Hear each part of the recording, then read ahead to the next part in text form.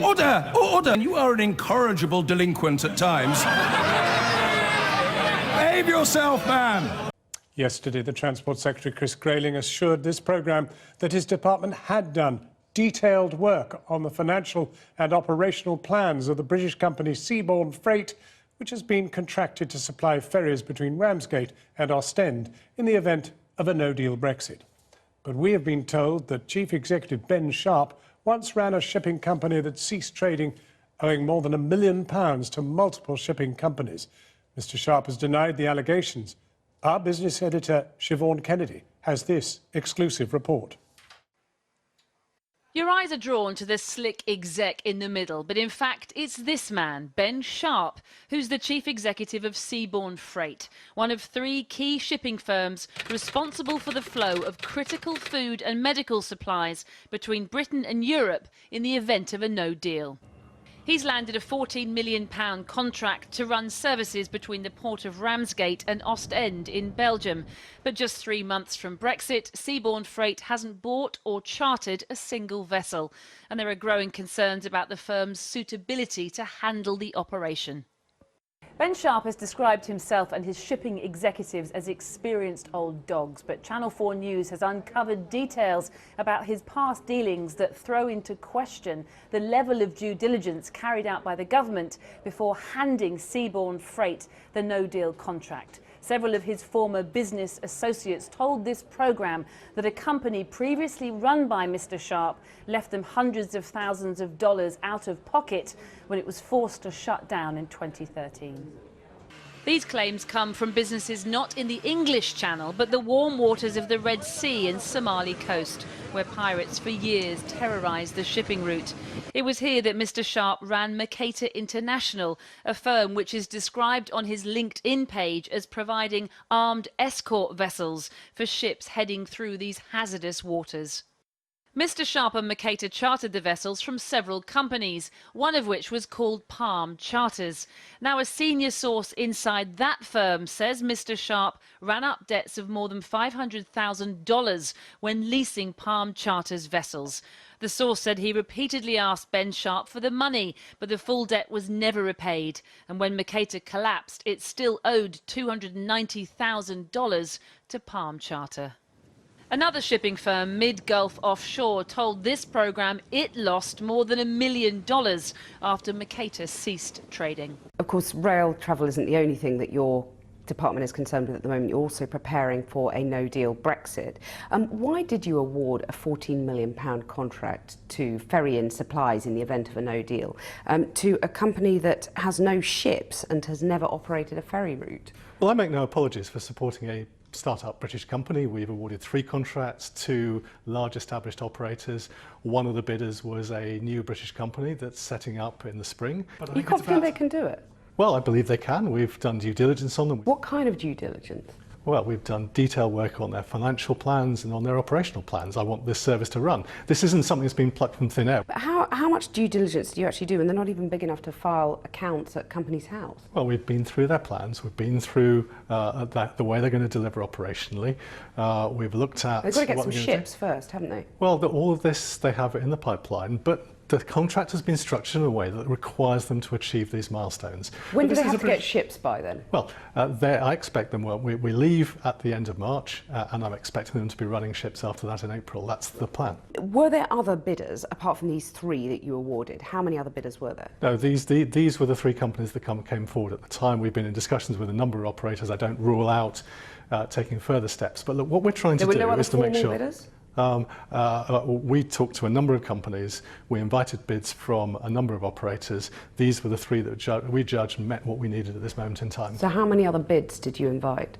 Well, we talked to the whole industry. Were you overburdened by bids, or did you actually have to basically go with this small company because there were no other credible bidders? No, we took this small company because it's a start-up British business that has a credible plan. We put in place a tight contract. I make no apology for supporting a start-up British business. Government gets a huge amount of flack for not supporting start-up businesses. It would be very easy just to say to the big operators, you do the work, and I don't rule out us looking for more capacity from more big operators if we judge it necessary. Are you ready for a no-deal Brexit in your department now? We've been planning for all eventualities for many months, and I'm confident we'll be ready for whatever turns up in March. Because, I mean, the PAC, the Public Accounts Committee, said just over a month ago, that your plans were worryingly underdeveloped. The PAC report, I must say, was simply flawed.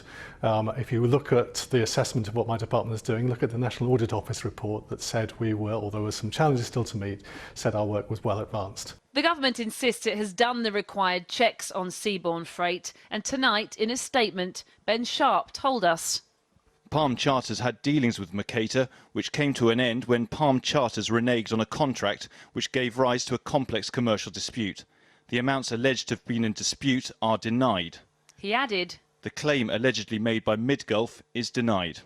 The Department for Transport said, before any contract was signed, due diligence on Seaborne Freight was carried out both by senior officials at the Department for Transport and highly reputable, independent, third-party organisations. The government insists that Seaborne won't get a single penny until the service is up and running. But the question tonight remains, should this start-up firm have been awarded the contract in the first place? Well, the previous careers of the people running Seaborne Freight don't seem to be the only issue at question. Ed Hauker is here to explain more. Ed. Well, in addition to this question about whether this firm has enough votes, which has been popular on social media, there's also a question about whether or not they've yet got signed contracts with the two ports they intend to operate with. Today, I found out that at Ramsgate Port, they're still in discussions, and Seaborne are also in a position where they've negotiated a deal with Ostend, but haven't signed that either. And in fact, the chairman of the Port of Ostend told me today that they need to have the capital, and it's not proven that they've done that. Until that point happens, that contract won't be signed. Seaborne themselves say that they've completed raising funds, about £27 million that they were advertising for last year. But then they also say they're still in detailed negotiations. So I'm not quite sure what the position is with that. As for the Department for Transport, they state that the condition of the contract is that obviously Seaborne does have these operator contracts with the ports and that no public money is at risk. But you've got to consider the context of all of this, because this contract, worth £13.8 million, VAT on top of that potentially, was given because extreme urgency exists in the context of the EU-UK ferry capacity. That's what the contract actually says. And if it's so extremely urgent, why is it the case that it's been awarded to a company that doesn't have operator contracts with either of the ports it intends to operate from, or apparently has completed raising the money needed to operate the ferries? Ed Hauker. Well, now joining us now from Middlesbrough is the Shadow Secretary of State for Transport, Andy MacDonald. Andy MacDonald, where do you come down on this? I mean, Mr. Grayling said everything's been done. We've had some very reputable people doing all the due diligence, the very senior people in the department and the rest of it. That should be enough to satisfy you, shouldn't it? I'm sorry, I don't accept when Mr. Grayling promises things, they have a habit of unravelling very, very quickly. And either the predecessor firm of this chap, Mr. Sharp, went bust owing lots of money, or it did not. That's a pretty simple question for the government to answer.